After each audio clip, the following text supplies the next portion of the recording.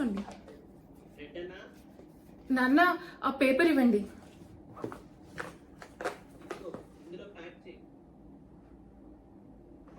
ఏమైంది నాన్న? మళ్ళీ మళ్ళీ లోన్ రిజెక్ట్ అయిందా?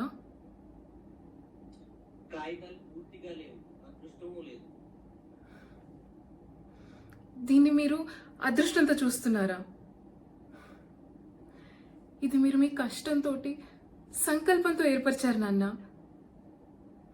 పైగా మాకు కూడా అదే నేర్పించారు.